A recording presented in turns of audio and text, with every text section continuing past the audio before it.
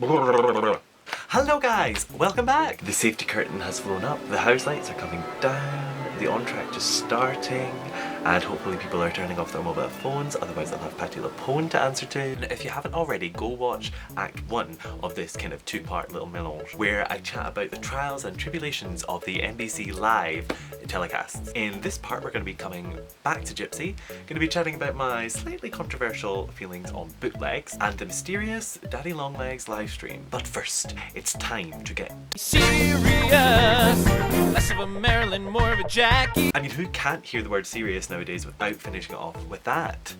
Just me? Cool. Fine with it. Yes, it's 2007 and MTV are treating us to Legally Mother Truckin' Blonde. Look haters, you can back the fuck off and say what you want because Legally Blonde is so bloody good. With my gorgeously talented father Jerry Mitchell at the helm, and although it didn't garner much at the Tonys, it was a really tough year. Legally Blonde captured the hearts of the Broadway.com generation and beyond, and MTV decided to capitalise on that, filming the production over 3 nights with most of the original cast, 1 without an audience and 2 with. They pulled together this made-for-TV broadcast of the Broadway production, which is now so readily available online, it's frightening. There was not a soundstage in sight, there was no swooping camera angles, no terror from this camera, Christopher Walken. And you know what, in my opinion, it really showed Broadway off in a good light. I mean, the broadcast only played to just over 1 million viewers, which compared to the other live broadcasts isn't really much at all. But that's still 728 sold out shows at the Palace Theatre, which is 22% more than its entire run on Broadway. Yes, I have a degree in science. Now, I've searched and searched and searched for statistics on how this affected Broadway ticket sales, but no dice. So there's really no way for us to work out how much of an effect this had on ticket sales. Nor do we really get any idea on why they chose Legally Blonde to be filmed. Nor do we really have any information as to why they were filming something in the first place. Was it a commercial? Was it to expand the audience? Was it to set a fire under the ass of the career of Annalee Ashford? No one knows. But either way, it has immortalised Legally Blonde for years to come. By the fact that it is so readily available online now gets me thinking about those tricky little bootlegs. So for those of you who don't know, which I assume is very little, a bootleg is someone entering a theatre and illegally filming the show on their phone or a camera or whatever. They'll then put it online and either trade for it or just make it public and probably get taken down very quickly. Now, my pal Tommy opened up a discussion on bootlegs really recently, but really from that discussion it was plain to see how important these bootlegs are for audiences and Broadway fans. Look, America's a big place. Heck, the world is a big place. And having the home of musical theatre exist on this tiny island in the East Coast doesn't make it easy for MT obsessives like myself and many others to get our fix. So naturally fans turn to bootlegs. But there's something about them that just doesn't sit well with me. And I know it isn't the most popular opinion in the world, but please just indulge me for this moment while I put out my thoughts into the world. Let me present you with a scenario. Someone sends me a bootleg of Hamilton. I weep for about a week, then I watch it, and I love it.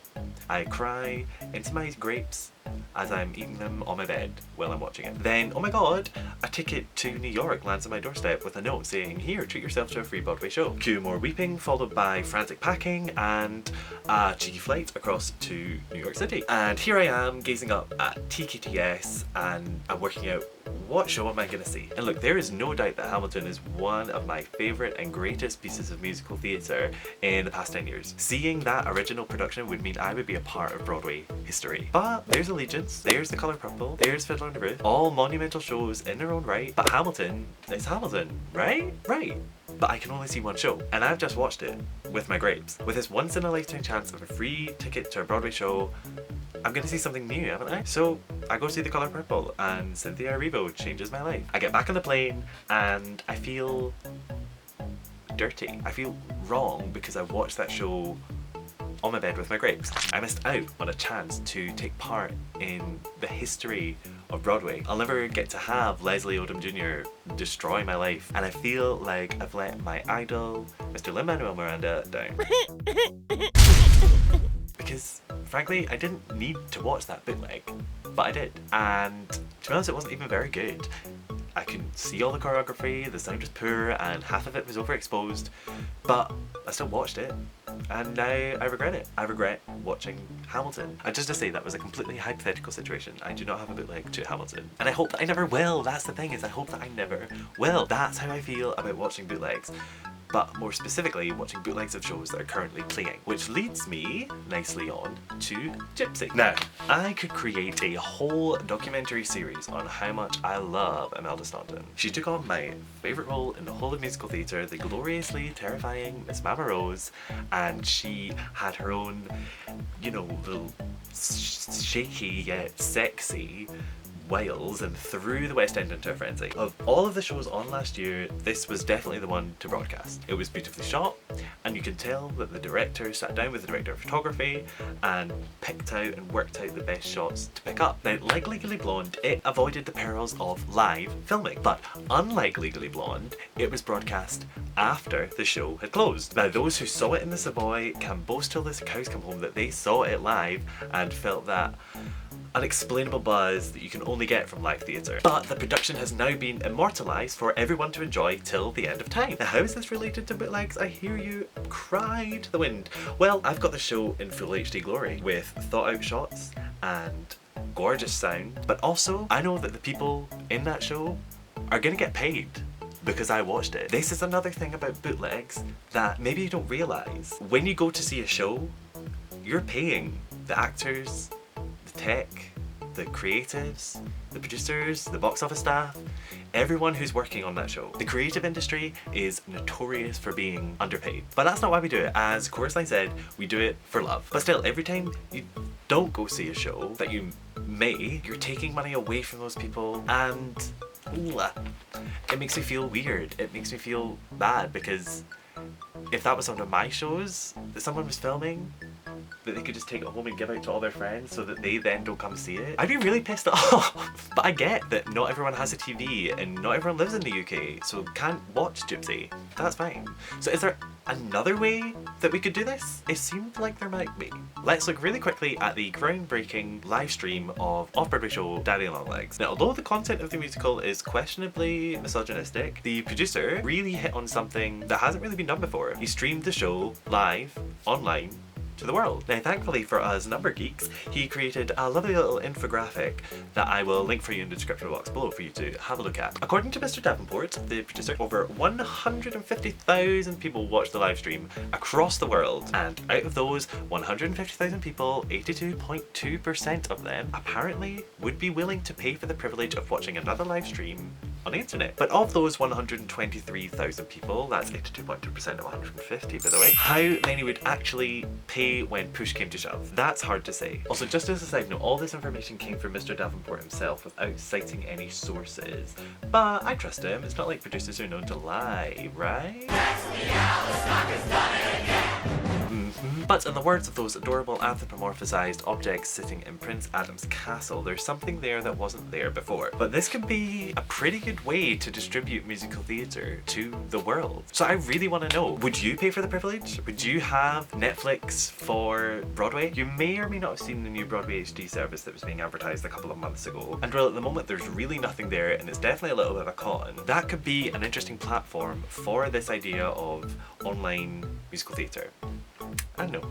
We'll see what happens, but what do you think? So here we are at the finale. I have sang my I Want song, I have tap danced my way through my call to adventure, I have absolutely shredded my 11 o'clock number, and now it's time for me to get my faking on and review the situation. There is so much to talk about on this subject. I haven't even broached the hugely successful UK streaming service Digital Theatre, National Theatre Live, or any of the productions that have already been broadcast into cinemas. This is a huge topic, but from what I have discussed, it's plain to see that broadcasted theatre isn't a new thing. And while they've certainly not dominated our TV screens, NBC's live productions are slowly becoming a holiday favourite and are starting to show people that musical theatre isn't just about jazz hands, it can actually have some cultural significance. It's hard to tell how pre-recorded Broadway or West End shows affect audience numbers, but they certainly proliferate the high quality of the shows and are really able to show what our Broadway and West End houses are capable of. Live streaming may be raising some eyebrows in the production world, and they seem to be a nice meeting in the middle of Broadway telecasts and bootlegs. But let's face it, there is nothing that beats that glorious electric feeling you get as the house lights come down and you are transported to another world for a couple of hours or so. And no matter how hard you try to resist, your life has changed, even just a little bit.